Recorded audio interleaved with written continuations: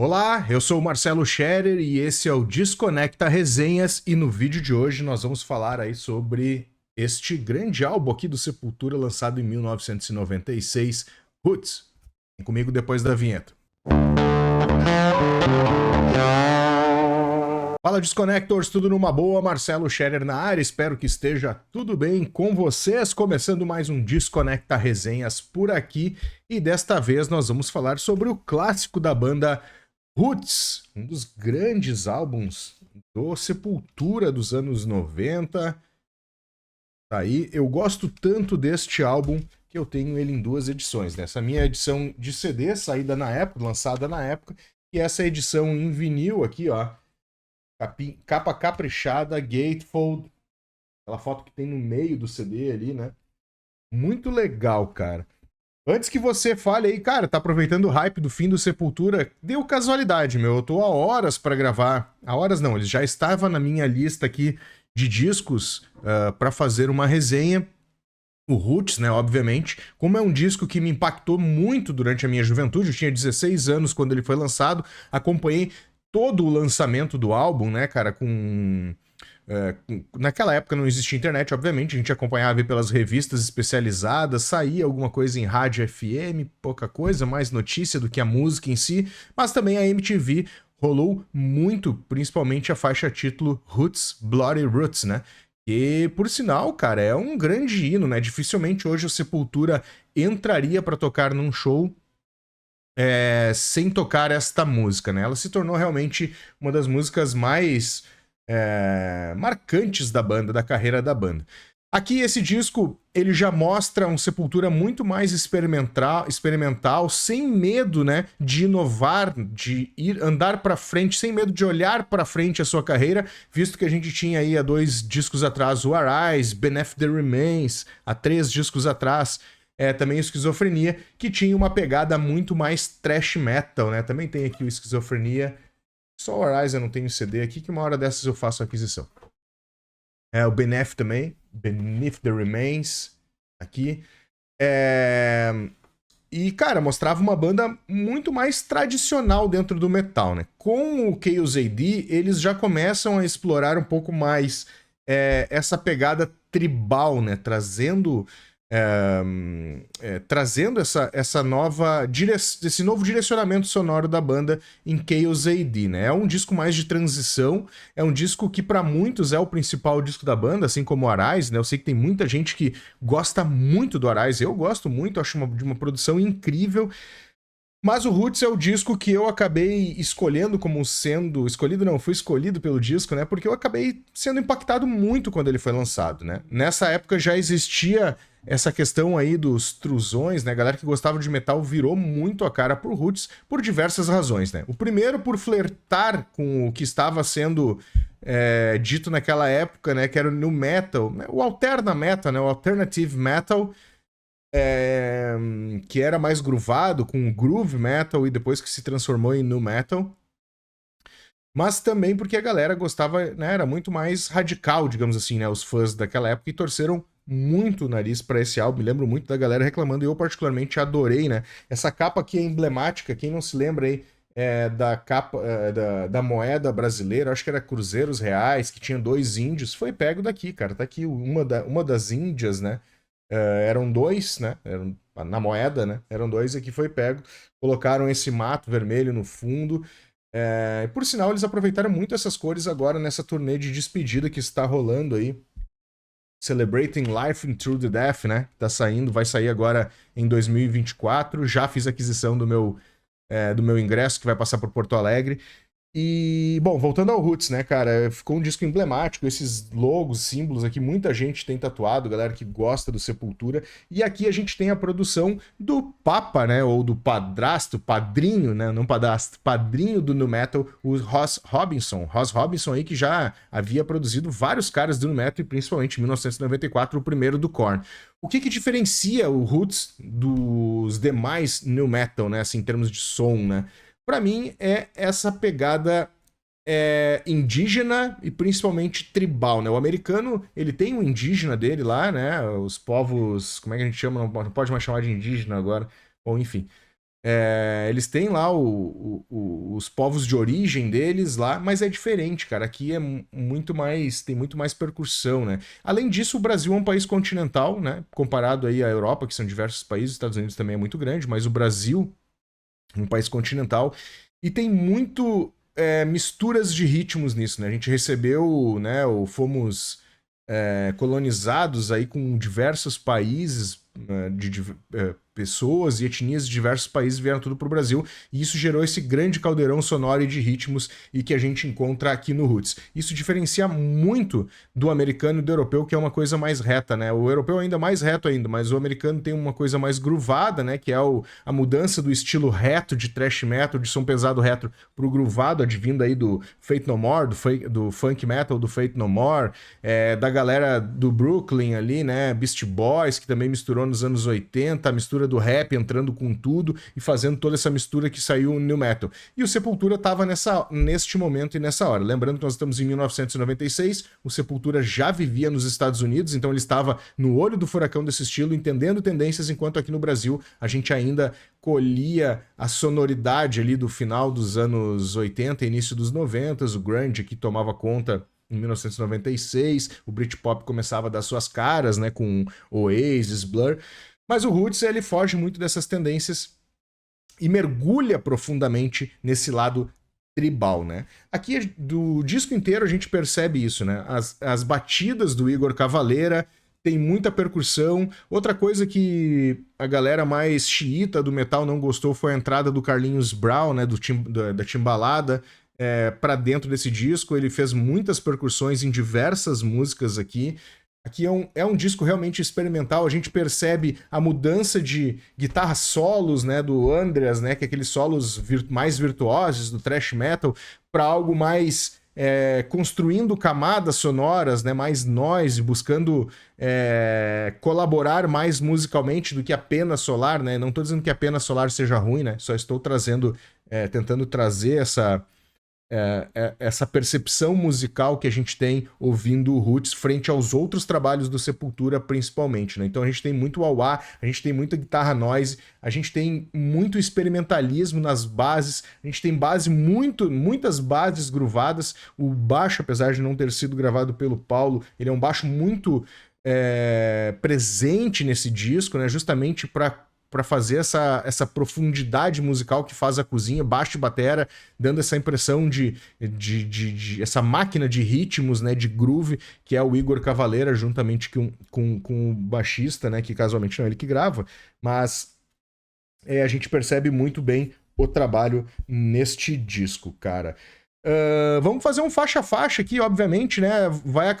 As coisas vão acabar se conversando muito em termos de estrutura musical, em termos de análise, porque ele é um disco muito homogêneo nesse sentido, né? Ele causa uma certa estranheza muito mais naquela época, em 96, quando foi lançado, do que hoje em dia, quando a gente pelo menos eu já estou acostumado, né? Acredito que você que conhece o álbum há um bom tempo e ouve ele recorrentemente já está acostumado com a estrutura musical que ele apresenta. Mas na época do lançamento, cara, causou muita estranheza mesmo, inclusive até frente ao nu metal, né? Que, cara, isso aqui não é nu metal, não é alterna metal, cara. Era uma maneira que o Sepultura encontrou, dando a sua própria cara de fazer um som mais groovado. A gente começa com Roots, Bloody Roots, né? Não tem como deixar de falar dessa música, como eu comentei anteriormente, a música que é um hino pro Sepultura, né? Ela tem aquele groove pegado no início, tem aquele refrão, né, que para cantar junto em shows é incrível, né? Tem toque de berimbau, no clipe principalmente, que foi, acho que se não me engano, foi o primeiro clipe deste disco e o primeiro single também. A gente percebe aí as influências do Carlinhos Brau, principalmente da Bahia, muitas coisas da Bahia, aí a galera tocando aqueles surdos ali, né, de timbalada e tal, né, tocando aquele ritmo, montando a timbalada como todo mundo pintado na mesma, caracterizado por esses percussionistas aí. E, cara, berimbau, tem capoeira, tem tudo isso no disco, e isso com certeza deu um estranhamento muito grande, visto que isso era uma visão mais popular, digamos assim, né, da música. E aí quando o metal entrou, né, ou quando o Sepultura puxou essas informações pra dentro, né, essa cultura mais popular para dentro do metal, muita gente torceu o nariz e deu no que deu. Bom, seguindo aqui, a gente tem a música Atitude, né? Atitude é, sem sombra de dúvida, também uma com muito experimentalismo. Ela começa com um berimbau ali, com muito eco, muito reverb, né? Muito reverberado. A gente percebe aí aquilo que eu estava comentando anteriormente, né? As guitarras noise abrindo a música, criando camas diferentes, camas musicais diferentes do que a gente estava acostumado, do que solo, simplesmente. E ela é um som mais arrastado, né? Apesar de ser arrastado, ela tem as partes mais agressivas e muito energéticas e, obviamente, com esse tempero tribal. A gente segue o disco aqui com Cutthroat, né? Cutthroat já é mais agressiva até no início, né? Apesar de ter uma percussão bem marcante do Igor no início ali, né? A gente tem de novo esse approach de guitarras noise inicialmente, ele criando aquela cama e aquele desconforto musical, né? Não deixando bem noise mesmo, assim, né? E depois ele entra com um groove e uma porrada agressiva ali, incrivelmente, né? A base, a cozinha, Igor e Xisto aí fazendo esses grandes... essa grande musicalidade, esse grande groove, para a entrada dos vocais do Max com uma cama de guitarra feita aí pelo Andreas e também pelo Max, né? Rata Marrata é a música que mais causou estranheza na época, mais ainda que o clipe de Roots, Bloody Roots, até porque Rata Marrata tem um clipe muito divertido, assim, muito bem humorado, que mistura diversos elementos, traz algumas coisas aí da mística, do misticismo, né, do brasileiro. Tem muita percussão do Carlinhos Brau, isso incomodou muita gente, né? O Carlinhos Brau entrando com tudo. Os vocais com letras desconexas, contando essas histórias místicas aí da cultura popular brasileira, né? Trazendo importantes personagens como Zé do Caixão, Zumbi, Lampião. Então tudo isso acaba... de uma certa forma, causando muita estranheza, uma faixa muito experimental, tem os vocais ali do Carlinhos Brau que acabam, de uma certa forma, fazendo uma percussão, né? Ele faz uma percussão com a boca, faz a percussão juntamente ali com o Igor Cavaleira também na bateria, então cria, assim, um ambiente muito diversificado e diferente do que a gente estava acostumado a ouvir do Sepultura, principalmente das músicas de forma geral. O Bread Apart também inicia meio Cutthroat, assim, né, na questão de ter uma batucada inicial bem pegada, assim, é uma das faixas que eu acho mais legal. A gente tem uma levada meio... uma levada de batera ali logo depois dessa percussão junto com a guitarra, que cria uma cama muito diferenciada. E, obviamente, quando entra ali as guitarras, a base da música, a gente percebe ali mais experimentalismo da banda, afinações mais baixas e um vocal muito diferente ali do que o Max vem fazendo, né? Depois ele começa aí a gritar pra caramba aí durante a música.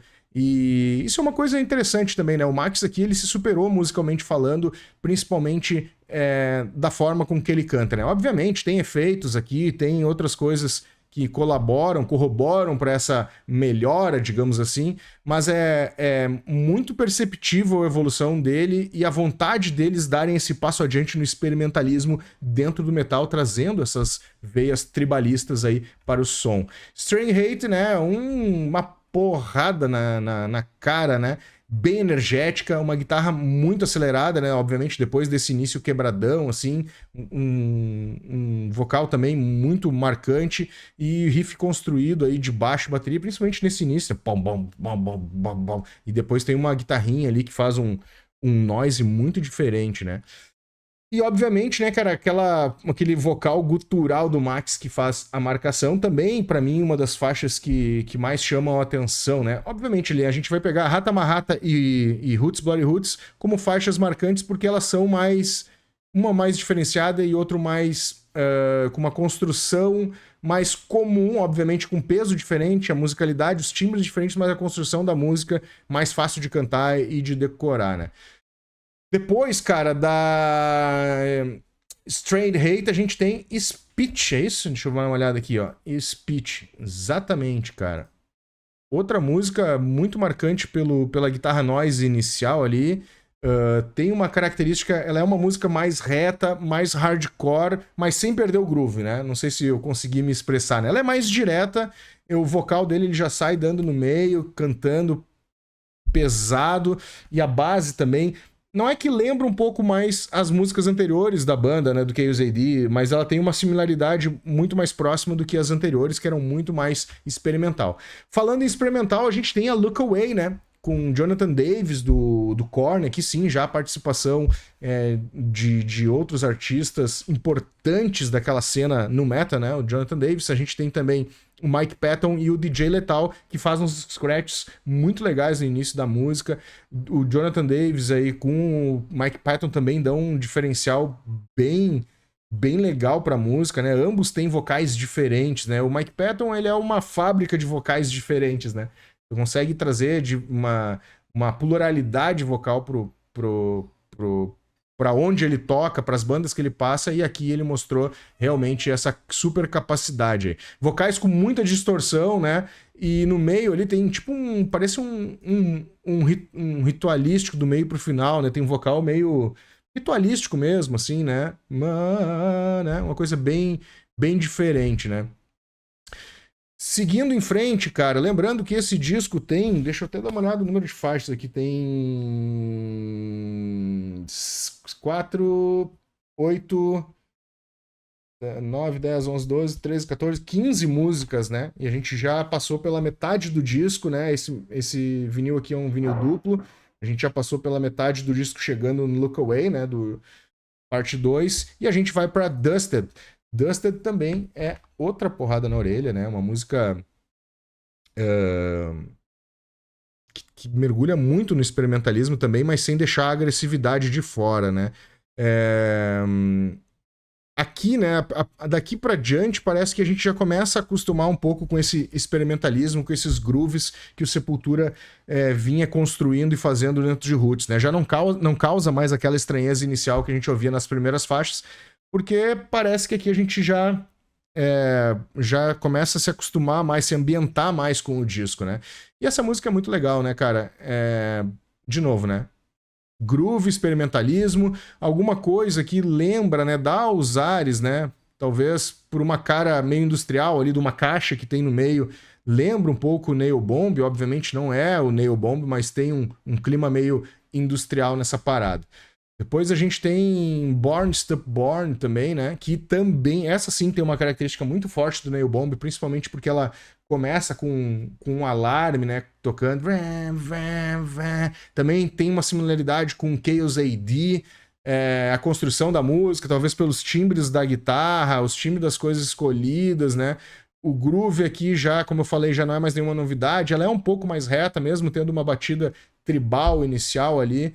Mas, cara, é uma outra faixa que chama muito a atenção, né?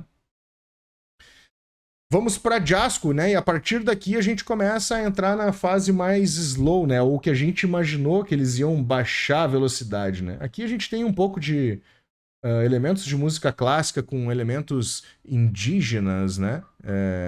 Das tribos aí brasileiras. O trabalho do Andreas Kisser aqui é nítido, né? O quanto ele está se dedicando para tocar o violão clássico, e ele consegue trazer essa sonoridade selva, né? Jungle, para dentro do violão e para dentro da música, né? Ficou muito legal. Para mim também é uma das faixas que mais chamam a atenção, justamente por não ser uma trecheira, né? Por não ser uma podreira, né? Trecheira não, porque já não é mais trecheira, mas por não ser uma podreira, né? Não ter distorções, só violão e ele tocando com elementos percussivos da própria levada do violão. Depois a gente chega em Itzari, aí sim, né? Com a tribo Chavante, né? Isso aqui ficou muito marcado na carreira do Sepultura, chama muita atenção pra galera que principalmente pros gringos, né? Assim, trazer essa musicalidade dos povos de origem aí do Brasil para dentro do som do Sepultura.